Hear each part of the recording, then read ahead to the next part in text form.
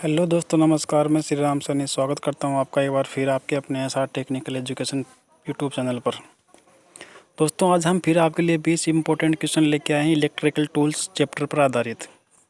आज हम question number 21 से स्टार्ट करेंगे। इससे पहले क्वेश्चन नंबर 1 से 20 तक का लिंक आपको नीचे डिस्क्रिप्शन में मिल जाएगा। और बताना चाहूँगा दोस्तों, अगर आप चैनल पर पहली बार आए तो प्लीज़ चैनल को सब्सक्राइब कीजिए और अपने दोस्तों के साथ शेयर कीजिए। तो क्वेश्चन नंबर देखते हैं 21। किसी छिद्र में चूड़ियाँ काटने के लिए टेप को दक्षिणावर्त दिशा में घुमाने के बाद आधा चक्कर वामावर्त दिशा में घुमाया जाता है, जिससे कि ऑप्शन नंबर ए धातु के चिप्स टूट जाएं, ऑप्शन नंबर बी चूड़ियाँ काटते समय विश्राम किया जा सके, ऑप्शन नंबर सी सही चूड़ियाँ काटी जा सके, ऑप्शन नंबर डी टेप को केवल दक्षिणावर्त दिशा में ही घुमाना चाहिए। तो दोस्तों, क्वेश्चन नंबर 21 का राइट आंसर हो जाएगा ऑप्शन नंबर ए, धातु के चिप्स टूट जाए। दोस्तों, जब आप चूड़ियाँ काटते हैं तो एक बार उसे दक्षिणावर्त दिशा में घुमाने के बाद हम वामावर्त दिशा में घुमाते हैं, ताकि वो धातु के चिप्स है वो बाहर आ जाए, चिप्स टूट जाए। क्वेश्चन नंबर 22 की बात करते हैं दोस्तों। हथौड़े का वर्गीकरण निम्न आधार पर किया जाता है। जो हम इलेक्ट्रिकल कार्य में हथौड़ा लेते हैं उसका वर्गीकरण किस आधार पर किया जाता है? ऑप्शन नंबर ए फेस के आकार एवं तौल के आधार पर, ऑप्शन नंबर बी पिन के आकार एवं तौल के आधार पर, ऑप्शन नंबर सी आई के आकार के आधार पर, ऑप्शन नंबर डी हैंडल की लंबाई के आधार पर। तो क्वेश्चन नंबर 22 का राइट आंसर हो जाएगा ऑप्शन नंबर बी, पिन के आकार एवं तौल के आधार पर हथौड़े का वर्गीकरण किया जाता है।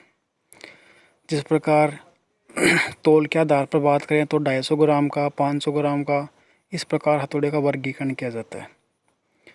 नेक्स्ट क्वेश्चन की बात करते हैं। Question number 23। हेक्सा ब्लेड की लंबाई नापी जाती है। एक सिरे से दूसरे सिरे तक की दूरी, दोनों पिन होल्स के केंद्रों के बीच की दूरी, दोनों पिन होल्स के बाह्य सिरों के बीच की दूरी, दोनों पिन होल्स के भीतरी सिरों के बीच की दूरी। जो हम इलेक्ट्रिकल कार्य में हेक्सा ब्लेड काम में लेते हैं उसकी लंबाई कहाँ से मापी जाती है? तो क्वेश्चन नंबर 23 का राइट आंसर हो जाएगा ऑप्शन नंबर बी, दोनों पिन होल्स के केंद्रों के बीच की दूरी। तो हमारा हेक्सा ब्लेड दोनों केंद्र है, इनके बीच की दूरी मापी जाती है। दोनों पिन होल्स के केंद्रों के बीच की दूरी मापी जाती है, यह वाला। नेक्स्ट क्वेश्चन की बात करते हैं। Question number 24। फाइल की लंबाई मापी जाती है पॉइंट से टैग तक, पॉइंट से शोल्डर तक, पॉइंट से हील तक, या हील से टैग तक। दोस्तों, बताना चाहूँगा सबसे पहले फाइल को हम साधारण भाषा में रेती बोलते हैं, रेती। तो फाइल की लंबाई कहाँ से मापी जाती है?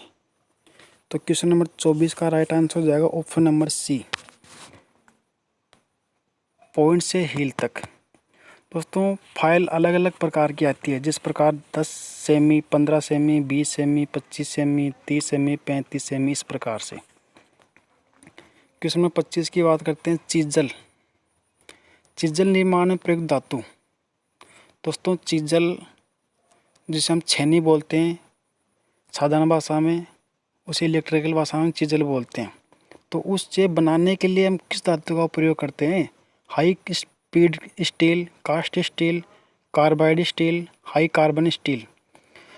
तो हम छेनी बनाने के लिए, चीज़ें बनाने के हाई कार्बन स्टील HSS का प्रयोग करते हैं। तो क्वेश्चन नंबर 25 में राइट आंसर हो जाएगा ऑप्शन नंबर डी।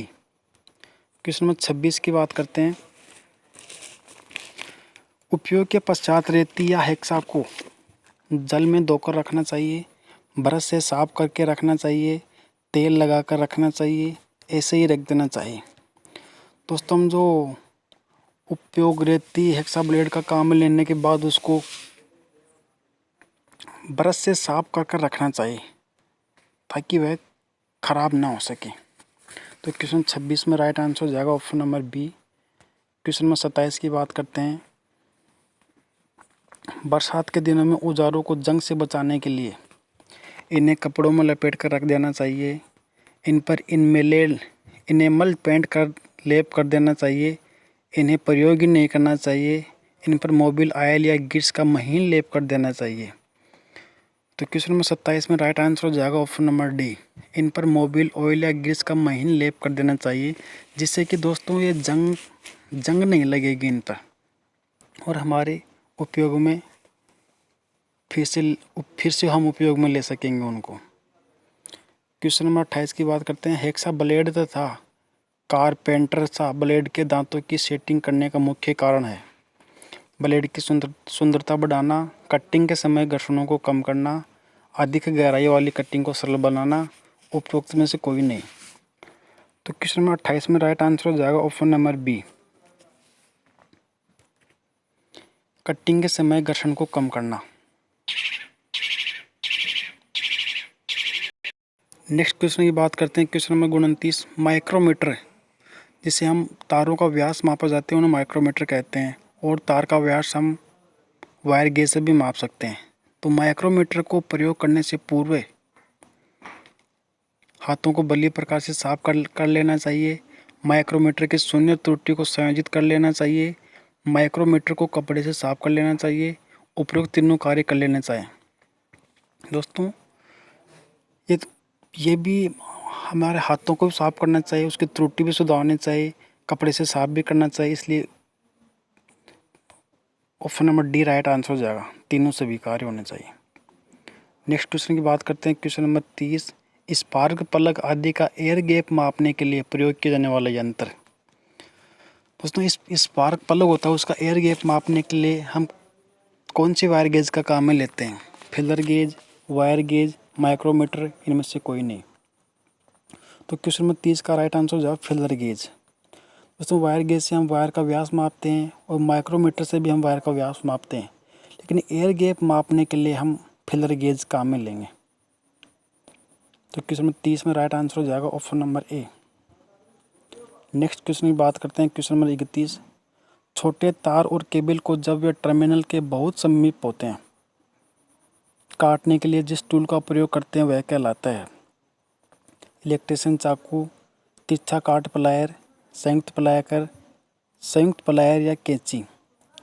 दोस्तों छोटे छोटे तार होते हैं, उनको जब टर्मिनल के पास से काटने के लिए हम कौन से टूल्स का उपयोग में लेंगे? तो क्वेश्चन नंबर 31 का राइट आंसर हो जाएगा ऑप्शन नंबर बी, तिरछा काट प्लायर। बताना चाहूँ दोस्तों, जो तिरछा काट प्लायर होता है वो लंबी चोंच वाला होता है, इसलिए वह टर्मिनल को आसानी से काट सकता है। क्वेश्चन नंबर 32 की बात करते हैं। सॉकेट में शुंडाकार शंख बर्मा के अपनयन के लिए आप कौन से औजार का प्रयोग करेंगे? Start, sleeve, tag, drift. तो क्वेश्चन नंबर 32 का राइट आंसर हो जाएगा option number D, drift. Next question की बात करते हैं। क्वेश्चन नंबर 33, गुनिया के कई प्रकार हैं, गुनिया से कौन सा काम नहीं किया जा सकता है? जो गुनिया होती है उससे हम कौन सा काम नहीं कर सकते? दोस्तों गुनिया इस प्रकार से होती है जिससे हम समकोण स्थिति का पता लगा सकते हैं और 90 डिग्री का कोण बना सकते हैं। तो ऑप्शन नंबर ए है, कार्यखंड के पृष्ठों को समांतरता की जांच, रेतित पृष्ठों की वर्गता की जांच, पृष्ठ की सपाटता की जांच, कार्यखंड के सिरों के लिए 90 डिग्री रेखाएं अंकित करना। तो क्वेश्चन नंबर 33 का राइट आंसर हो जाएगा ऑप्शन नंबर सी, पृष्ठ की स्पष्टता की जांच के लिए हम गुनिया का प्रयोग नहीं करते हैं, बाकी तीनों कार्य के लिए हम गुनिया का प्रयोग करते हैं। तो क्वेश्चन नंबर 33 में राइट आंसर हो जाएगा सी। नेक्स्ट क्वेश्चन की बात करते हैं। क्वेश्चन नंबर 34, एक धातु पर दूसरी धातु के निक्षेपण की प्रक्रिया को किस रूप में जाना जाता है? विद्युत लेपन, विद्युत परिष्करण, विद्युत मुद्रण, विद्युत धातुकर्म। जो एक धातु दूसरी धातु के लिए निक्षेपण की प्रक्रिया को हम क्वेश्चन नंबर 34 में राइट आंसर हो जाएगा ऑप्शन नंबर ए, विद्युत लेपन कहते हैं। क्वेश्चन नंबर 35 की बात करते हैं दोस्तों, किसी लैंप होल्डर को जमीन के स्तर से कम की ऊंचाई पर लगाया जाना चाहिए? 1.5 मीटर, 3 मीटर, 2 मीटर, 2.5 मीटर। तो क्वेश्चन नंबर 35 में राइट आंसर हो जाएगा ऑप्शन नंबर सी।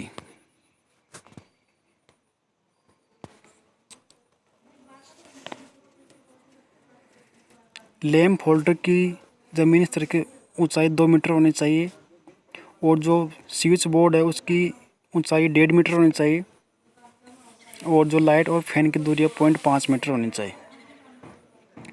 नेक्स्ट क्वेश्चन की बात करते हैं। क्वेश्चन नंबर 36, गीजर के भीतरी कंटेनर व बाहरी केसिंग के बीच में ग्लास वूल क्यों लगाया जाता है?